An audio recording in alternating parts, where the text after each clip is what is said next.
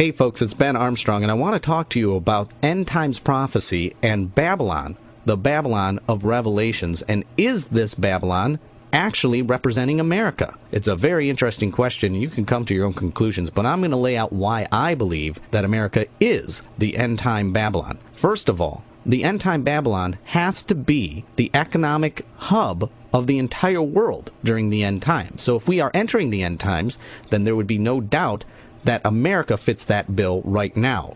Of course, if this isn't the end times, then it could be some other country. But if this is the end times and we are entering them, then America already fills that description of the end time Babylon. It is the economic hub of the world where all countries get their wealth basically through this country. And without this country, the world's wealth will collapse. And in fact, we will see that the Babylon in Revelation 17 and 18, it has an economic collapse, and the whole world has to cast its gold and silver in the streets because they become worthless. Does this fit America? Well, it does. But let's look more closely at what the Bible really says here. It describes, and I'm just going to generalize here and not go into the specific verses, but you can look this up yourself. It describes Babylon as, first of all, a harlot.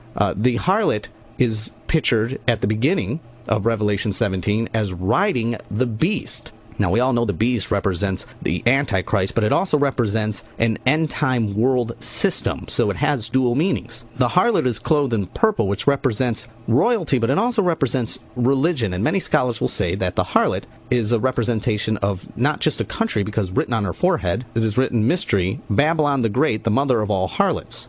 So we see that this harlot is also connected with Babylon, are kind of one and the same. It is the church within Babylon. Now, many scholars have described the harlot as the Catholic Church because she is pictured as being very wealthy. She is a wealthy harlot, clothed in purple, so they were looking for a religion that was wealthy. I don't believe that this is necessarily true. I believe it is describing overall all of the Christian church, especially the Christian church within Babylon. That is why it is written on her forehead. She is a wealthy church, but she is called a harlot because what is a harlot? A harlot is somebody who whores themselves out. They are married, and in the Bible, the church is the bride of Christ. We are married to Christ, but we are harloting ourselves out to the world. That is the picture of her. She is drunk on the blood of the saints. You say, how does the church become drunk on the blood of the saints? Well, first of all, we have abortion, but secondly, we fund a lot of the nations that are persecuting Christians today. I mean, China, without us, wouldn't be able to persecute the Christians that they do. It is a secret sin that is within the harlot. It is described later in Revelations where you can see that this is a sin that is hidden, but is discovered. But ultimately, we have the harlot riding the beast, who is rich and drunk. So she's in this drunken state, and it says she's drunken on the blood of the saints, but she is in this drunken state, so she's unaware that she is riding the beast. Now, you would assume that this means that the harlot and the beast are good friends and are collaborating with one another. But later on, it describes the beast as hating the harlot. It wants to make her barren and desolate and devour her flesh. So we have a picture of the Antichrist coming through this Babylon of end times, hating Babylon, or the harlot of Babylon, and wants to devour her, make her barren, and destroy her utterly and completely. So we should be looking for an Antichrist-type figure rising up. Now, this is backed up by Isaiah 14, which talks about the beast being the king of Babylon. Now, a lot will say, well, wait a minute, doesn't the Antichrist come out of the Roman Empire? Yes, I believe that's true, too, because I believe the end-time Babylon is part of the revived Roman Empire, which I believe America will be part of the revived Roman Empire. This is why you see in Daniel this picture of the statue of the Roman Empire breaking up into several different pieces. It is representative of the legs of the statue, and the final empire is represented as the feet, which is a short period of time. It's the 7-year period, and the 10 toes of the 10 kingdoms. But notice how they are separated. They are not together like all the other empires on the statue. They are separate. The Roman Empire was divided, separated into different colonies. That's why the legs are broken up into iron and clay. And then the revived Roman Empire is the feet, which is the countries that used to make up the Roman Empire and their descendants, the clay and the iron, put back together but yet separate. I believe that is a division of the ocean, meaning they're in two different places, but yet they're going to revive into one empire. America is on one side of the ocean, who was settled by Roman descendants who first settled Europe, then settled America. So when we revive, you're looking at a revived empire with America and Europe making up most of it. Now, if the end-time Babylon represents America within that Roman Empire, revived Roman Empire, you can see that the Antichrist can fulfill both those things.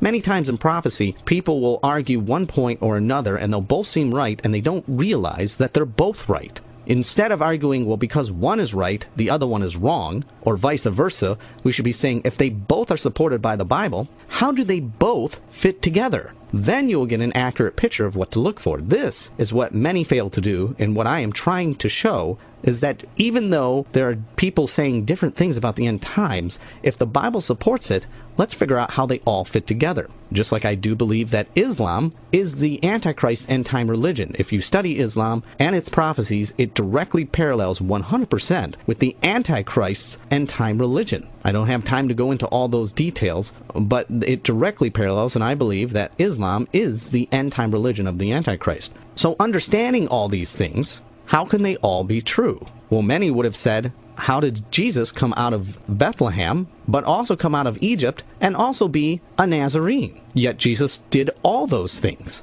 Bible prophecy many times lays out several different scenarios in which all have to be fulfilled so that you are not confused that it is actually happening in your lifetime. Because the chances of all those things being fulfilled in one man are so low that when they are fulfilled, you can be assured that prophecy has been fulfilled. That is the same with the end times. You are looking for the king of Babylon, so we have to find out what Babylon is. I believe it is America. You're also looking for somebody who is going to have an end-time religion and the parallels to Islam, because I believe it is Islam that is the end-time religion. So you're looking for someone who has a link to Islam, and somebody that can come out of the revived Roman Empire that unifies, and someone that can bring peace between Israel and the Muslims. Now, that means the Muslims must like this person, and the Jews must like this person. For this person to be able to bring peace between them both sides would have to trust this person. Now, as we can see, somebody was just elected president of the United States who is loved by Jews and by Muslims. He also has the Muslim ties, which fits Bible prophecy. He also is rising up in America, which I do believe is Babylon, the economic hub of the world. And it looks as though he wants to bring in a one-world type-esque government, which would bring us and Europe together, in essence, making the revived Roman Empire. Let's continue on, though, with looking at Babylon specifically. Like I had said before, the beast hates the harlot, who has written on her forehead that she is representing Babylon, but she is also the church. This beast devours her, destroys her. And we say, well, how can this be if he's rising up through Babylon? Well, the Bible also says that the beast is the seventh kingdom, which many say is the final kingdom, but it says, and also the eighth. Many people skip over this and don't realize, hey, there's an eighth kingdom. Now, if the beast is the seventh and the eighth, and we know that the beast reigns for a 7-year period, that means in this period, you have to have a new empire, an eighth empire, evolve out of the seventh. Now, it says that the seventh and the eighth kingdom are one and the same, but yet they're different, obviously, because if one is the seventh and the other is the eighth, something changes about that seventh kingdom and becomes an eighth kingdom. I say this could easily be fulfilled by the Antichrist rising up through America, which is the Babylon of the end times, I believe, destroying it, but at the same time achieving world leader status so that when it is destroyed, his empire is moved over across the ocean, maybe into the Middle East, where the Muslims will embrace him. He probably would not come out as being supportive of Islam until the temple is built and he enters the temple and sits down on the throne and declares himself God. This is where the Jews get very upset because he has desecrated the temple, and there will be a rift between the Jews trusting this Antichrist figure at that moment.